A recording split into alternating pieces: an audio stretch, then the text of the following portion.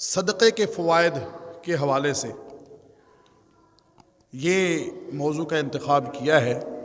اللہ پاک کی بارگاہ کے اندر یہ دعا ہے، اللہ کریم مجھے حق بیانی کی توفیق عطا فرمائے، ہم سب کو سن سنا کے اس پر عمل کی بھی توفیق عطا فرمائے۔ عام طور پہ بدقسمتی سے ہمارے معاشرے کا رجحان اللہ کے رستے کے اندر خرچ کرنے میں بہت نیچے ہے، یوں سمجھ لیں کہ نہ ہونے کے برابر۔ 100 میں سے 5-7% ہوا تو وہ کیا ہوا؟ جبکہ قرآن کریم فرقان حمید کے اندر بھی اور احادیث مصطفیٰ صلی اللہ تعالیٰ علیہ وآلہ وسلم میں بھی اور بزرگان دین، صحابہ کرام، تابعین، تبع تابعین، ائمہ مجتہدین کی جب ہم تاریخ پڑھتے ہیں ان کے بھی واقعات بے شمار ملتے ہیں صدقہ و خیرات کرنے کے، بے شمار ملتے ہیں۔ بہت سارے فضائل بھی ہیں اور کئی تو صدقہ کرنے کے ہاتھوں ہاتھ جو ہے نا اس کا رزلٹ آتا ہے، مگر ہم لوگ اس کی طرف آتے نہیں ہیں۔ صدقہ بری موت سے بچاتا ہے۔ اب خواہش تو سب کی ہے کہ بری موت سے بچیں، دعا بھی مانگنی چاہیے، خواہش بھی ہے، مگر صدقہ کرتے نہیں۔ صدقہ کرتے وقت ہمارا دل جو ہے وہ تھوڑا سا ٹینشن لے جاتا ہے۔ اچھا، صدقہ 70 برائی کے دروازے بند کر دیتا ہے۔ کتنے دروازے؟ یہ حدیثوں کے میں خلاصے عرض کر رہا ہوں۔ اب ہر ایک بندہ کہتا ہے میں برائی سے بچوں، چاہتا ہے مگر کرتا نہیں۔ میرے محبوب علیہ الصلوۃ والسلام نے فرمایا کہ اپنے بیماروں کا علاج صدقے سے کرو،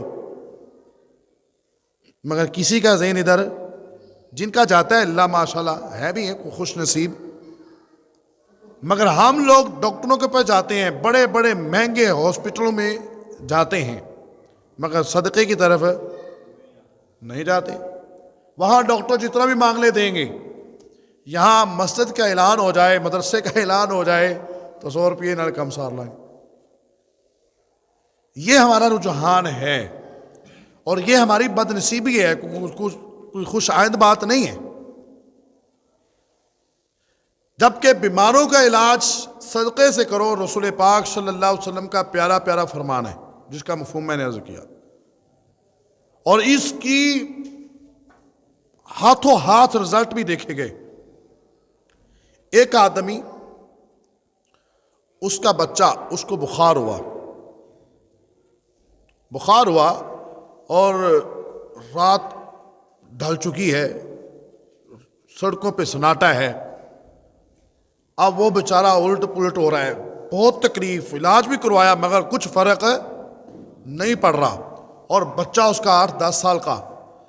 اب بچہ تڑپے، باپ نے اپنی پوری کوشش کر لی مگر اس کو کچھ سمجھ نہیں آ رہا کہ کہاں سے اس کو آرام آئے گا۔ یہ میں آپ کو یہ بہت عرض کرنے لگا ہوں جو صدقے کے فی الفور رزلٹ نکلتے ہیں، جو میرے نبی صلی اللہ تعالی علیہ وسلم نے ارشاد فرمایا نا، اپنے بیماروں کا علاج صدقے سے کرو۔ اب وہ رات 12-1 کا ٹائم، کوئی ڈاکٹر نہیں ہے، بیٹا بیچارہ پریشان ہے، اب ماں باپ اس سے کیسے دیکھا جائے گا، یہ برداشت بھی نہیں ہوتا، اور کوئی دکان بھی کھلی نہیں ہے جہاں چلے جائیں۔ اچانک اس کے دل میں کیا آتا ہے کہ یار سر، جہاں تک میں جا سکتا تھا ڈاکٹروں کے پاس جا پہنچا، مگر بیٹے کو افاقہ نہیں ہوا، چلو اللہ کے راستے میں کچھ صدقہ ہی کر کے دیکھ لیتے ہیں، اللہ کے راستے میں کچھ صدقہ ہی کر کے دیکھ لیتے ہیں۔ اب صدقہ کیا دیا، باہر نکلا، بیٹا کمرے میں تڑپ رہا ہے بیچارہ، تکلیف میں ہے، باہر نکلا روڈ پہ، اب دیکھتا ہے کہ سناٹا چھایا ہوا ہے، اس وقت کون وہاں سے گزرے، اور اگر گزر بھی رہے ہوں تو مانگنے والا کہاں اس وقت۔ اب کیا ہوا کہتا ہے وہ روڈ پہ دیکھتا ہے کوئی چیز، اتنے میں اس کے نظر ایک سائڈ پہ پڑتی ہے ایک بلی جو اپنا منہ مار رہی ہے مٹی کے اندر، اس کو بھوک لگی ہوئی ہے، بلی جانور، وہ اس پر اس کی نظر پڑی اور سمجھ گیا کہ اس کو بھوک لگی ہے۔ وہاں سے واپس گیا گھر سے جا کر اس نے دودھ لیا تھوڑا سا اور واپس آ کر اس بلی کو دودھ دیا اور بلی نے پی لیا۔ اب کیا ہوا؟ اب یہ دودھ پلا کر بلی کو گھر جاتا ہے اور جا کر آرام کرنے لگتا ہے، تو کہتا ہے بیٹے کو دیکھ لوں ایک بار۔ بیٹے کے کمرے میں جاتا تو بیٹا بالکل سکون کے ساتھ لیٹ رہا ہے، جس کو چین نہیں آ رہا تھا۔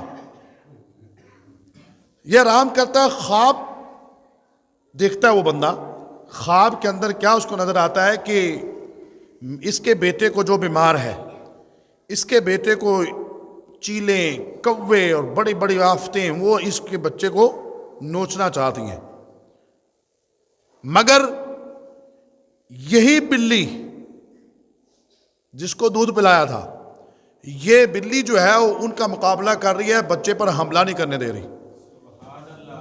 یہ خواب کے اندر دیکھ رہا ہے، بچے پر حملہ نہیں کرنے دے رہی کسی جانور پرندے کو۔